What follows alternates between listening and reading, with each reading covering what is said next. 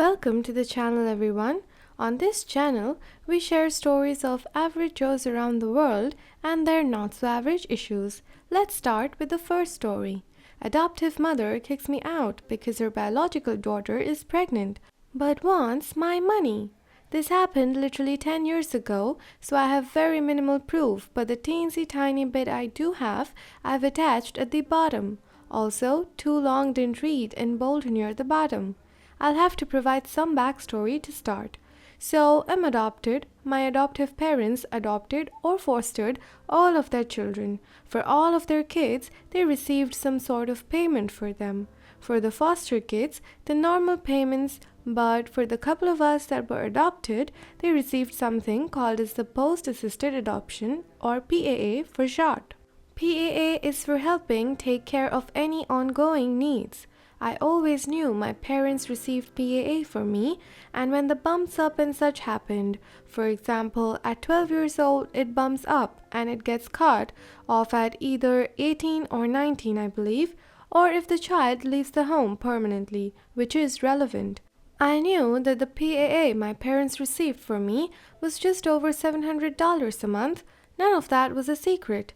Some more backstory. My parents had a maxed out home. As foster parents, they were only allowed 6 dependents living in the home total. A few months before this story, my older sister, who we will call Lucy, moved out as she was 18 years old and was able to receive a disability check enough to cover living expenses. We did not get along. We actively fought, and I honestly thought she would kill me one day, and we got into aggressive physical fights. When Lucy left, it was like a giant weight was lifted off of the house. But as soon as she left, my parents got another foster kid to top it back to 6 dependents once more. Why waste the room and miss out on the money? I think that's enough backstory. On to the main show. In December 2010, not even a week before my 17th birthday, I got a call from Mom. I was on a babysitting gig. It was a Sunday and my ringing phone woke me up.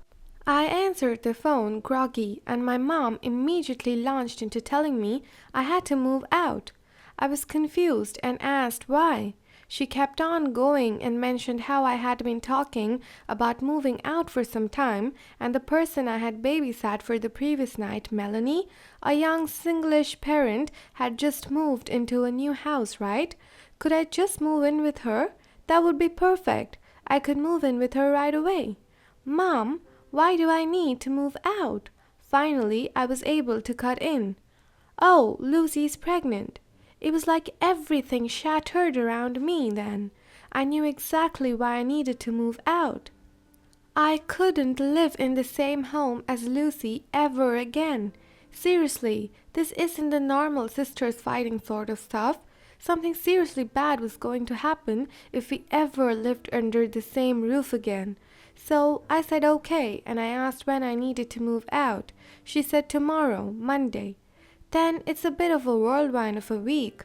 I talked to Melanie right away, told her the situation. She took a couple of hours, but then agreed to let me live with her and her new boyfriend in the house, and we agreed on $300 a month in rent, and then like all the babysitting they could ever want, lol.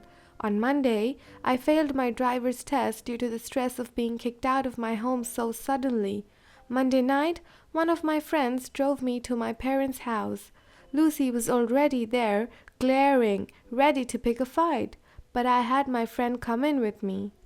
My parents handed me a couple garbage bags, didn't even offer me dinner, didn't say anything to me really, just acted like things were normal.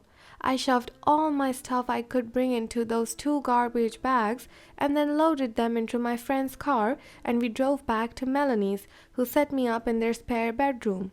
All week, I researched and signed myself up for as many gigs as possible so that I could earn money our school paid scorekeepers, reaching out to other people I babysat for, etc. Anything to earn money.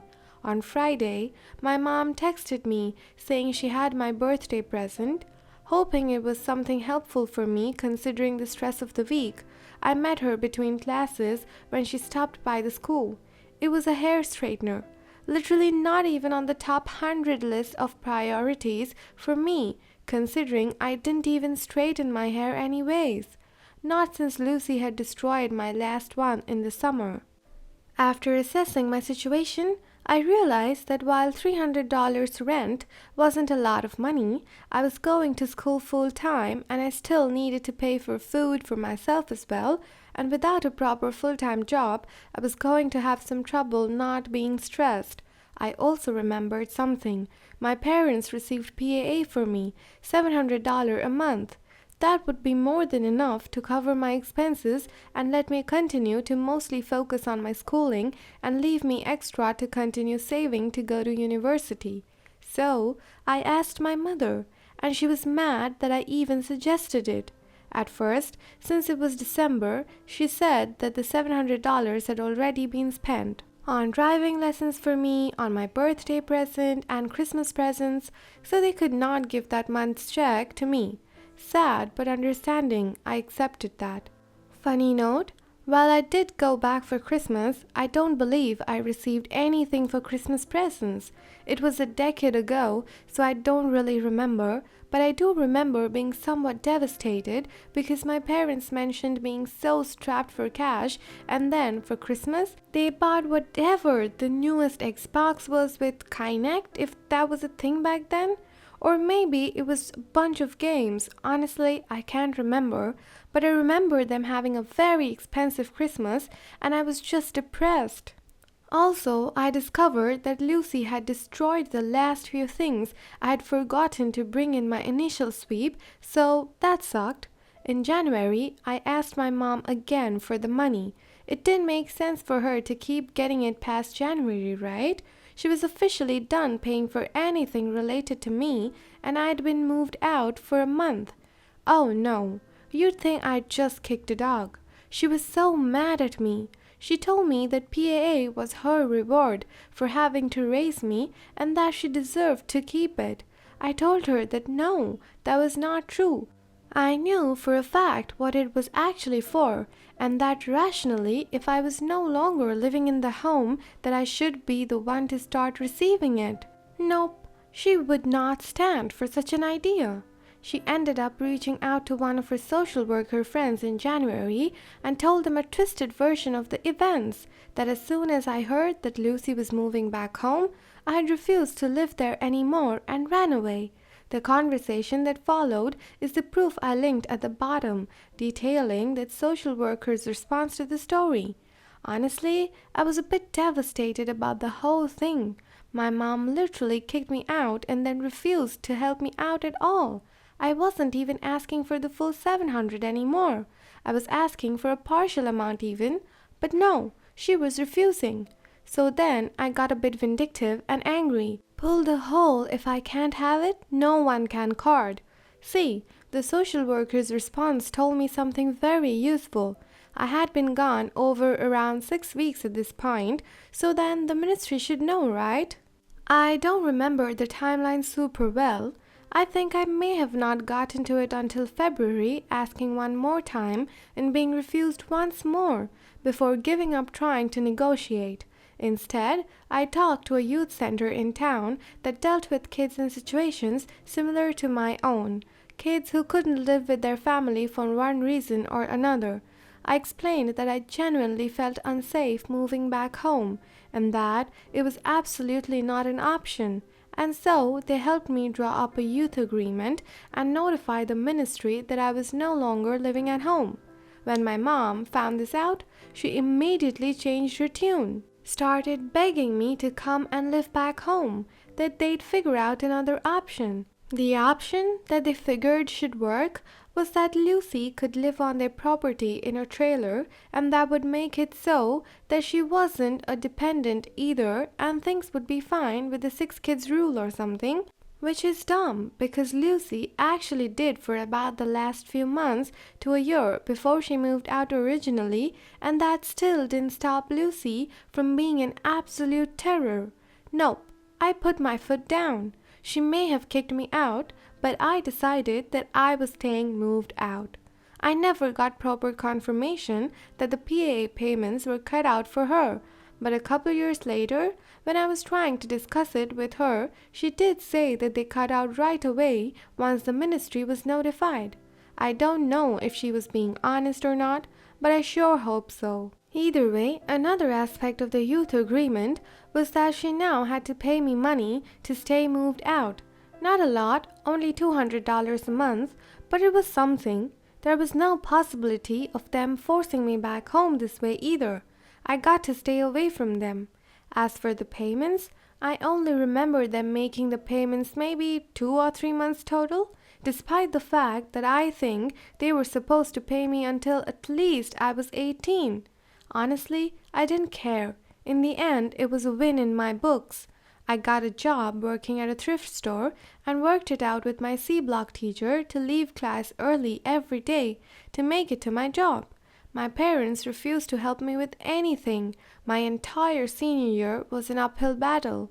Update: oh, I think I remember why I ended up being okay with the amounts of the missed payments. They gave me my brother's old car, probably worth at most $1,000. 'Twas a beater, so I had to learn how to drive that, and in the end, I think we just called it even since that was easier to do than continue fighting about it, and since they were playing nice to me in general, I decided not to get the youth center involved again. Brother's entitled girlfriend complains all the time, even though she's the freeloader. What should I do? My brother lives abroad, but his girlfriend lives in our family home with us. The home belongs to my mom. My mom and I live in the house together.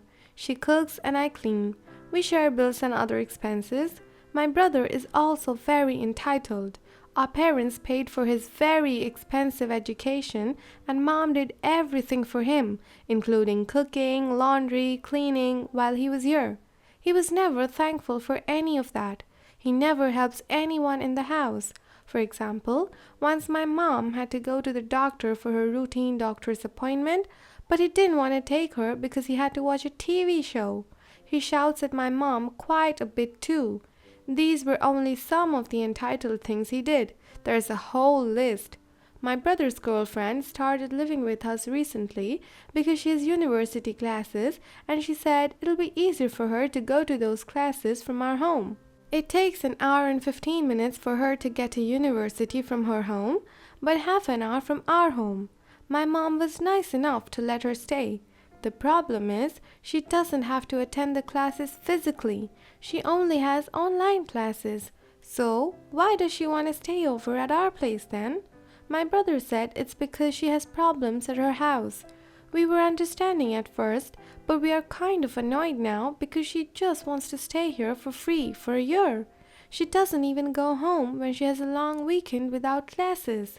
All this is fine if she doesn't complain too much. She complains about our lifestyle choices, our food, etc. The least she can do is appreciate our efforts to accommodate her. Once my mom told her that she will have to adapt according to the house that she is staying in. This made her feel offended, and she started bringing her own food for a little while and refused to eat or drink anything my mom made for her. If she can't take simple advice without being so stubborn, how can she live with any human being? My brother paid for her course as well. Keep in mind that he has never bought anything nice for my mom or dad on their birthdays. She even uses my Netflix account. I'm paying for it, and my brother gave her the password without telling me. All this makes me feel like she's a freeloader. I honestly can't stand her. I would never stay over at someone else's house free of charge for a long period of time, especially not my boyfriend's, without having a big enough reason. I would definitely not complain. I don't want to have problems with my brother, so I'm trying to be very patient. How do I stop being so annoyed and make peace with her during her stay here? My stepmom kicked me and my infant out, and it ultimately ended in my son being taken away from me. Am I in the wrong for being bitter? Backstory: I got married in 2014. Big mistake. One day he was drinking and had his D&D group over. Well, I asked him to stop drinking so much. He was turning to liquor every day, multiple times a day, and he got up and threw me into the wall, bursting the wall up. I was 5 feet 2 inches and 85 pounds. He was about 200 pounds and 6 feet 2 inches. After the wall was busted, he picked me up and threw me on the bed and proceeded to have his way with me. About 3 weeks after, I found out I was pregnant, due in November 2015. He refused to do anything around the house, and he even refused to work, so we became homeless. I have been off and on homeless since this time. When I was about 6 months along, his family started to make him doubt my pregnancy, so they gave him a choice, me and his son or them. Her exact words are, "You can leave her at the shelter and come live with us. We will help you, not her." Well, he chose them. So now I'm a single mom, still married to him due to no money for divorce. After about another month, my dad and stepmom allowed me to live with them. Everything was fine until I went to my checkup at 36 weeks. I had high blood pressure and the doctor said I had preeclampsia. They ended up inducing my labor.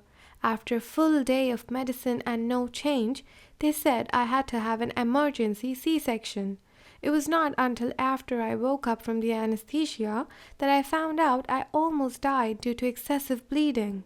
My stepsister, who I'll call Kay, was very attached to my son. She would not let me hold him while I was still in the hospital. She only got worse after we went home. Stepmom expected me to do everything on my own, wash our clothes, do the dishes, bathe him, feed him, sweep the floor, vacuum, and heal from my C-section. At this point, I cannot stand for more than 10 minutes because of the pain. I asked her if she could help me or if she could watch him for an hour while I take a nap or shower. She says no and continues on a rant about her experiences with her C-sections. She even called me selfish for wanting to take a nap or to receive help. The breaking point? I am not proud of this, but it happened. I was folding laundry one day while holding my son, who was 6 months at the time, when Kay showed up and wanted to hold him while I folded our laundry. I said no, I could do it on my own. At that time, stepmom came out and jumped on my case about my attitude. She asked why I was acting that way, and I told her I get no help, and when I ask for help, I'm called selfish. So I will show you how selfish I can be. At this point, she threw a tantrum and knowing we had nowhere to go and no vehicle, threw us out. I was able to contact one friend who had a nurse and a CNA as parents. They helped me watch my son while I went to CNA classes and worked night shift at a nursing home with his dad, who was the CNA. About 2 months after that, I was holding my son and feeding him when I noticed he was not breathing well. I took him to one hospital in town and the doctor said he was okay and gave him an inhaler. The next day, he was having more trouble breathing, so I took him to the other hospital in town and they said he had pneumonia and bronchitis. We were taken to another city that had a children's hospital. On the way, I called the people I was staying with and told them what the doctor said and where we were going. The nurse openly admitted to giving my 6-month-old watered down apple juice and plain water. I was furious. She told me to find somewhere to go when I made it back, so I became homeless again. The paramedic heard the conversation and told the doctors that we were homeless. They backed me into a corner where I had to tell the truth that yes, we were in fact homeless.